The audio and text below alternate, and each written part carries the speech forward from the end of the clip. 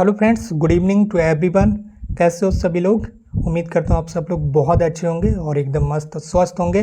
तो आज हमारे सेकेंड पेपर की ये अगली क्लास है। यूपी डीएलएड का सेकेंड पेपर, आपको पता ही है, ठीक है। प्रारंभिक शिक्षा के नवीन प्रयास, इसकी हमारी अगली क्लास स्टार्ट हो चुकी है और इस क्लास का समय आपको पता ही है, शाम 9 बजे से। बाकी आपको पता है विज्ञान की जो क्लासेस हैं, ठीक है, वो 7 बजे से स्टार्ट हो चुकी हैं विज्ञान, ठीक है। साइंस सब्जेक्ट की जो क्लासेस हैं वो 7 बजे से स्टार्ट हो चुकी हैं, शाम 7 बजे से, ठीक है, जो विज्ञान यानी कि साइंस की क्लास।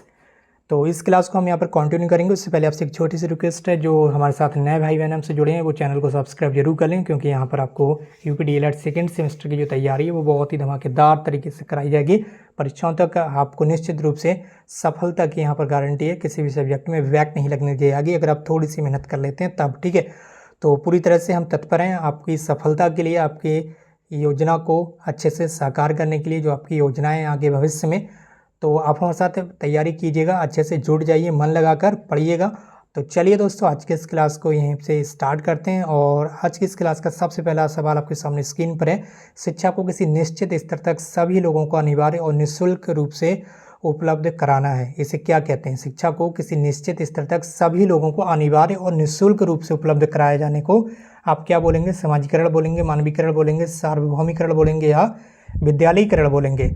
तो इससे बोला जाता है सार्वभौमिकरण। ये आपको याद रखना है। ये सवाल सारे जो हैं वो 2016 की परीक्षाओं में ऑलरेडी आ चुके हैं, तो ये आपके लिए इंपॉर्टेंट क्वेश्चंस हैं, इन्हें आप ध्यान से देखें। ये आपका कहलाएगा सार्वभौमिकरण, ठीक है। शिक्षा को एक निश्चित स्तर तक सभी लोगों को अनिवार्य और निःशुल्क रूप से उपलब्ध कराना ही शिक्षा का सार्वभौमिकरण कहलाता है, ठीक है। ये आपको याद रखना है। अगर कहीं पर भी डेफिनेशन लिखने के लिए आ जाए, ठीक है, तो ये आप लिख सकते हैं शिक्षा के सार्वभौमिकरण क्या है, तो आप लिख सकते हैं वहाँ पर।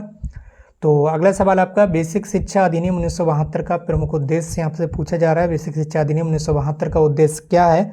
तो बेसिक शिक्षा अधिनियम 1972 है, उसका उद्देश्य है शैक्षिक कार्यक्रमों का प्रभावी क्रियान्वयन, ठीक है।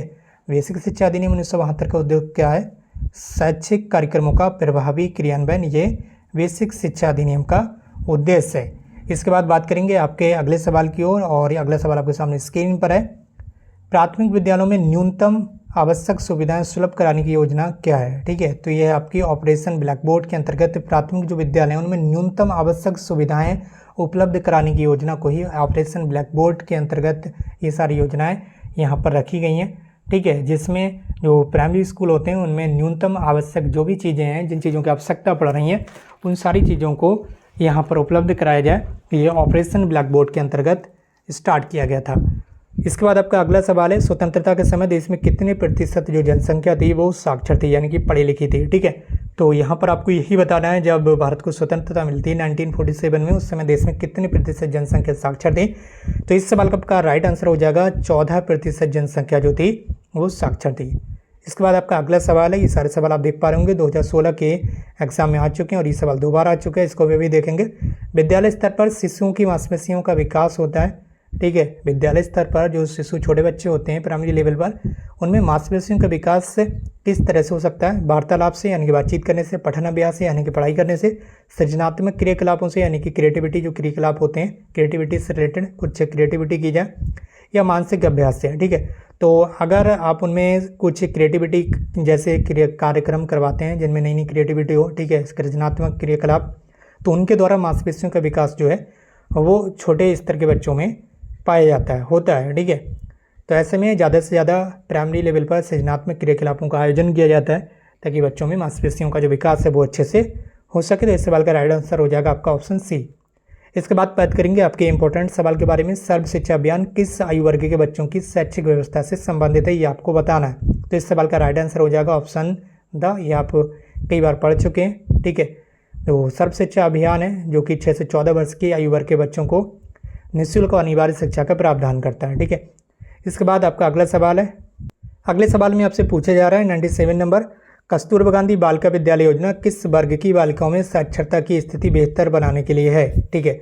जो अलग अलग जातियां होती हैं, जो वर्ग होते हैं, जिसकी ओबीसी हो गया, SC ST हो गया, माइनॉरिटी हो गया, जनरल हो गया, ठीक है। तो किस वर्ग की स्थिति बेहतर बनाने के लिए कस्तूरबा गांधी बालिका विद्यालय योजना की शुरुआत की गई है, आपको बताना। अनुसूचित जाति, अनुसूचित जनजाति मतलब SC ST, अन्य पिछड़ा वर्ग मतलब ओबीसी, या अल्पसंख्यक वर्ग मतलब माइनॉरिटी या उपर्युक्त सभी वर्गों के लिए। तो ये जो योजना है वो यहाँ पर सभी वर्गों की जो बालिकाएं होती हैं उनके लिए इस योजना का प्रावधान किया गया है, चाहे वो SC/ST कैटेगरी से हों या ओबीसी कैटेगरी से हों या फिर माइनॉरिटी कैटेगरी से हों। ठीक है, सभी वर्गों की छात्राओं के लिए इस योजना को संचालित किया जाता है और ब्लॉक लेवल पर ये जो स्कूल हैं बालिका विद्यालय वो ओपन किए जाते हैं। अगला सवाल है आपका 98 नंबर, सर्व शिक्षा अभियान के अंतर्गत संचालित होने वाले कार्यक्रमों के लिए वित्तीय सहायता कहाँ से प्राप्त होती है। जो सर्व शिक्षा अभियान है उससे वित्तीय सहायता कहाँ से प्राप्त होती है, ये क्वेश्चन पहले भी पढ़ाया जा चुका है। स्टेट गवर्नमेंट भी देती है वित्तीय सहायता यानी कि पैसा, और केंद्र सरकार भी पैसा देती है सर्व शिक्षा अभियान के लिए। ठीक है, तो इस सवाल का राइट आंसर हो जाएगा आपका ऑप्शन सा, राज्य और केंद्र सरकार दोनों के द्वारा वित्तीय सहायता प्रदान की जाती है सर्व शिक्षा अभियान के लिए। ठीक, तो इस सवाल का राइट आंसर हो जाएगा ऑप्शन सा। इसके बाद बात करेंगे आपके अगले सवाल की, और अगला सवाल है कितने अंतराल के उपरांत पाठ्यचर्या के पुनर्विकास और समीक्षा का प्रावधान है, यानी कि कितने समय के बाद जो पाठ्यचर्या तैयार की जाती है उसकी पुनर्विकास और समीक्षा करना चाहिए, इसका प्रावधान किया गया। तो इसका जो प्रावधान किया गया वो 5 वर्ष का प्रावधान किया गया। 5 वर्ष के बाद पाठ्यचर्या के पुनर्विकास और समीक्षा का प्रावधान यहाँ पर किया गया। इसका राइट आंसर आपका हो जाएगा 5 वर्ष। ठीक, इसके बाद आपका अगला सवाल है 100 नंबर का, महात्मा गांधी ने बुनियादी तालीम और बेसिक शिक्षा का प्रस्ताव कब रखा था, ये आपको बताना है। जो महात्मा गांधी हैं इन्होंने बुनियादी तालीम थी, ठीक है, पूरे प्राइमरी एजुकेशन या बेसिक शिक्षा, इसका प्रस्ताव कब रखा था, ठीक है, वो आपको बताना है। तो इस सवाल का आपका राइट आंसर हो जाएगा सन 1937 में, ये आपको याद रखना है। इसके बाद बात करेंगे अगले सवाल की ओर, 101 नंबर का, माध्यमिक शिक्षा आयोग के अध्यक्ष कौन थे, ये आपको बताना होगा। तो माध्यमिक शिक्षा आयोग के अध्यक्ष थे डॉक्टर लक्ष्मी स्वामी मुदालियर थे। ठीक है, ये आपको बताना है। माध्यमिक शिक्षा आयोग के अध्यक्ष थे डॉक्टर लक्ष्मी स्वामी मुदालियर। ठीक है, ये इसका राइट आंसर हो जाएगा। अगला सवाल आपका 102 नंबर का, निम्नलिखित में से किस स्तर के विद्यालय के बच्चों को स्वतंत्र रूप से विकसित करने के अवसर दिए जाने चाहिए। निम्नलिखित में से किस स्तर के विद्यालय के बच्चों को, ठीक है, यानी कि प्राइमरी लेवल पर या प्री प्राइमरी लेवल पर, ठीक है, या पूर्व प्राथमिक लेवल पर, ठीक है, माध्यमिक विद्यालय के किस स्तर के बच्चों को, ठीक है, यहाँ पर स्वतंत्र रूप से विकसित होने करने के जो अवसर वो दिए जाने चाहिए। जो पूर्व प्राथमिक स्तर के बच्चे होते हैं, ठीक है, प्राइमरी लेवल से पहले जो यहाँ पर प्री प्राइमरी लेवल की क्लासेस चलाई जाती हैं, उसमें स्वतंत्र रूप से विकसित करने के लिए बच्चों को अवसर दिए जाने चाहिए। आपका राइट आंसर होगा पूर्व प्राथमिक विद्यालय। इसके बाद आपका अगला सवाल है 103, ह्रास की समस्या से आशय क्या है। ठीक है, ह्रास की समस्या से आशय क्या है। ठीक है, तो ह्रास की समस्या से आशय क्या है, जो बच्चे स्कूल जाना छोड़ देते हैं, पढ़ाई करना बीच में ही छोड़ देते हैं, ठीक है, तो इसको क्या कहा जाता है, बीच में ही विद्यालय छोड़कर बच्चे का चला जाना ह्रास कहलाता है। ये आपको ध्यान रखना है। ठीक है, तो इस सवाल का राइट आंसर हो जाएगा ऑप्शन सा। ठीक, बात करेंगे अगले सवाल की, और अगला सवाल आपका पटेल एक्ट किससे संबंधित है। जो पटेल एक्ट है वो किससे संबंधित है, तो निःशुल्क एवं अनिवार्य शिक्षा के विरोध से, ठीक है, अनिवार्य प्राथमिक शिक्षा पर बने कानून से, प्राथमिक शिक्षा में गुणात्मक परिणात्मक वृद्धि से, या पूर्व प्राथमिक शिक्षा से। तो इस सवाल का आपका राइट आंसर हो जाएगा प्राथमिक शिक्षा में गुणात्मक परिणाम वृद्धि से जो है वो पटेल एक्ट संबंधित है। इस सवाल का राइट आंसर होगा ऑप्शन सा। ठीक है, ऑप्शन सा इसका राइट आंसर होगा। बात करेंगे अगले सवाल की, 105 नंबर, यहाँ पर आप देख पा रहे होंगे, और 105 नंबर सवाल आपसे क्या कह रहा है ये आपको यहाँ पर देखना है। राष्ट्रीय पाठ्यचर्या के रूपरेखा यानी कि NCF 5 के अनुसार मार्गदर्शक सिद्धांत में क्या निहित है, ये आपको बताना है। जो राष्ट्रीय पाठ्यचर्या की रूपरेखा NCF 2005 नेशनल करिकुलम फ्रेमवर्क, इसके अनुसार जो मार्गदर्शक सिद्धांत है उसमें आपका पाठ्यचर्या का संवर्धन पाठ्यपुस्तक पर केंद्रित करना, ठीक है, ये निहित ही आपको बताना है। जो पाठ्यचर्या है उसका जो संवर्धन है वो पाठ्य पुस्तक पर केंद्रित होना चाहिए, ये आपको बताया गया है। ठीक है, इसके बाद आपका अगला सवाल है, अगले सवाल का आप यहाँ पर देख पा रहेंगे, गोखले विधेयक कब प्रस्तुत किया गया था, ये आपको बताना होगा। जो गोखले विधेयक था वो आपका 16 मार्च 1911 को प्रस्तुत किया गया था, ये आपको याद रखना है। बढ़ेंगे आपके अगले सवाल की ओर, और अगला सवाल आपके सामने स्क्रीन पर आ चुका है 107, हंटर कमीशन के समक्ष प्राथमिक शिक्षा को अनिवार्य और निःशुल्क करने का प्रस्ताव रखा गया। तो हंटर कमीशन था उसके समझ जो प्राथमिक शिक्षा थी उसको अनिवार्य और निःशुल्क करने का जो प्रस्ताव है वो किसने रखा था, ये आपको बताना होगा। तो ये दादा भाई नौरोजी ने रखा था प्रस्ताव, ये आपको याद रखना है, किसने, दादा भाई नौरोजी। ठीक, इसके बाद आपका अगला सवाल है, अगला सवाल आपसे पूछा जा रहा है, प्राच्य पाश्चात्यवाद विवाद का जन्म कब हुआ था। ठीक है, प्राच्य और पाश्चात्यवाद जो विवाद है इसका जन्म कब हुआ था, इसका जन्म हुआ था आपका 1813 के आज्ञापत्र से। 1813 के आज्ञापत्र से क्या हुआ था, प्राच्य पाश्चात्यवाद का विवाद का जन्म हो गया था। इसके बाद आपका अगला सवाल है, अगला सवाल आपसे पूछा जा रहा है 109, शिक्षा आयोग 1964 और 66 के अध्यक्ष कौन थे, ये आपको बताया जा रहा है। ठीक है, ये आपसे पूछा जा रहा है। ठीक है, इसे कोठारी आयोग के नाम से भी जाना जाता है और इसके जो अध्यक्ष थे वो थे श्री DS कोठारी। ठीक है, ये आपको याद रखना है। श्री DS कोठारी इस आयोग के अध्यक्ष थे, जो कि 1964-66 में बना था और इसे कोठारी आयोग के नाम से भी जाना जाता है। इसके बाद आपका अगला सवाल है 110, राष्ट्रीय बाल श्रम योजना संचालित की गई किसके द्वारा? कौन सी पंचवर्षीय योजना के द्वारा राष्ट्रीय बाल श्रम योजना संचालित की गई, ये आपको बताना है। तो इस सवाल का आपका राइट आंसर हो जाएगा नवीं पंचवर्षीय योजना जो है वो राष्ट्रीय बाल श्रम योजना परियोजना संचालित की गई। नवीं पंचवर्षीय योजना में राष्ट्रीय बाल श्रम परियोजना जो है वो संचालित की गई, ये आपको याद रखना। ऑप्शन बा आपका राइट आंसर होगा। बढ़ेंगे अगले सवाल की ओर। अगला सवाल आपके सामने स्क्रीन पर है। 111, उत्तर प्रदेश के समस्त जिलों में स्कूल चलो अभियान कब से शुरू किया गया, ये आपको बताना है। उत्तर प्रदेश के जो सभी जिले हैं उन जिलों में स्कूल चलो अभियान कब से स्टार्ट किया गया, तो इसका आपका राइट आंसर हो जाएगा सन 2004 से उत्तर प्रदेश के सभी जिलों में स्कूल चलो अभियान जो है वो स्टार्ट किया गया। इसके बाद आपका अगला सवाल 112 नंबर का, राष्ट्रीय साक्षरता मिशन की स्थापना के बाद सर्वप्रथम संपूर्ण साक्षरता अभियान की घोषणा की गई किस राज्य में? ठीक है, राष्ट्रीय साक्षरता मिशन जो था जब इसको स्थापित किया गया तो उसके जस्ट बाद यहाँ पर क्या हुआ, संपूर्ण साक्षरता अभियान की भी घोषणा कर दी गई और वो थी केरल राज्य में। ये आपको याद रखना है। और एक केरल के एक फैक्ट और आपको बता दें, जो साक्षरता दर सबसे अधिक है किसी राज्य की तो वो केरल ही है, ये आपको ध्यान रखना। अगर आपसे पूछा जाए भारत में किस राज्य की साक्षरता दर सबसे अधिक है तो ये आपको याद रखना है, केरल की साक्षरता दर सबसे अधिक है।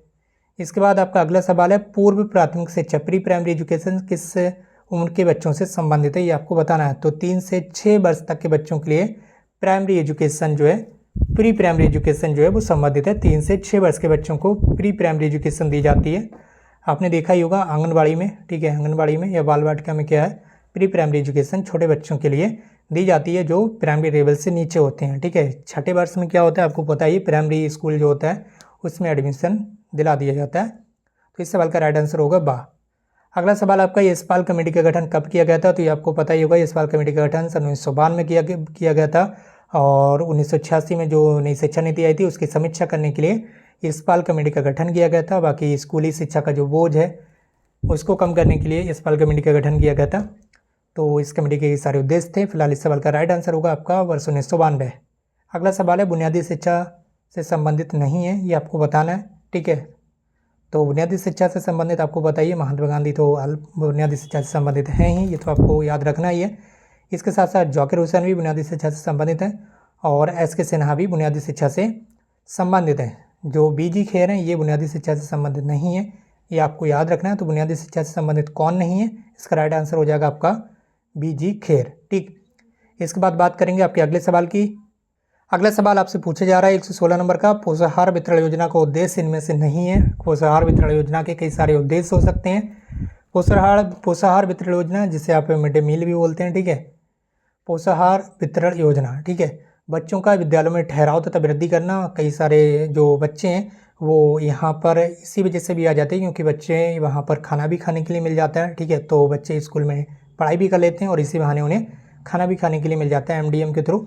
ठीक है, तो इससे क्या होती है, विद्यालय में नामांकन में वृद्धि होती है।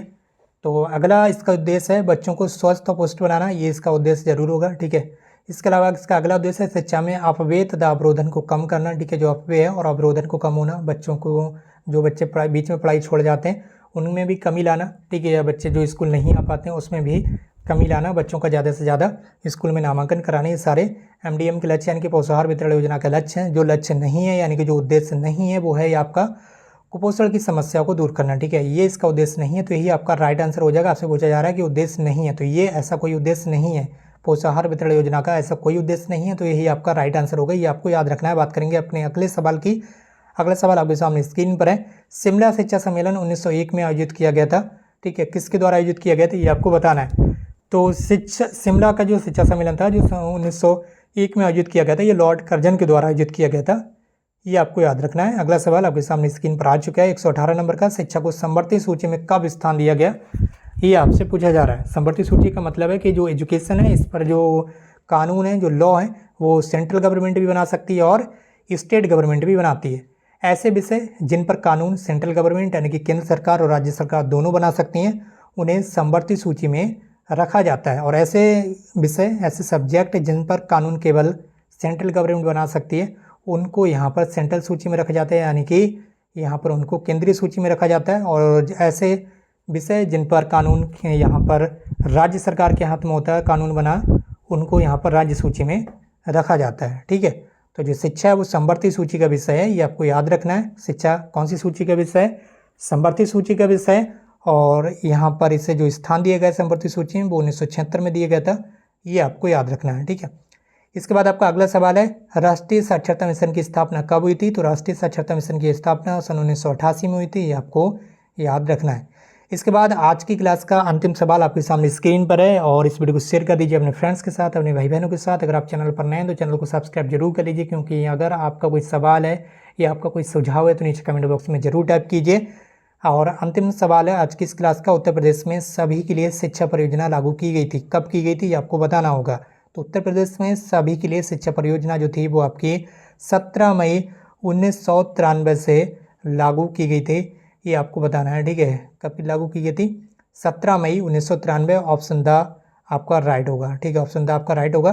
तो जो भी भाई बहन हमारे साथ जुड़े उनके बहुत बहुत धन्यवाद, और इस वीडियो को शेयर कीजिए अपने फ्रेंड्स के साथ। अगर आप चैनल पर नए हैं तो चैनल को सब्सक्राइब जरूर कर लीजिए।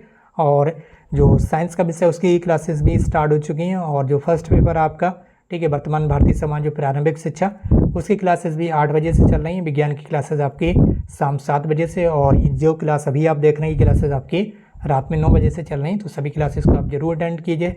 DLED BTC के सेकेंड सेमेस्टर में 100% सफलता के लिए आप चैनल को सब्सक्राइब कर लीजिए और पढ़ाई अपनी अच्छे से कीजिए। इस वीडियो को शेयर कीजिए। आज की इस वीडियो में बस इतना ही। Thank you so much for watching this video.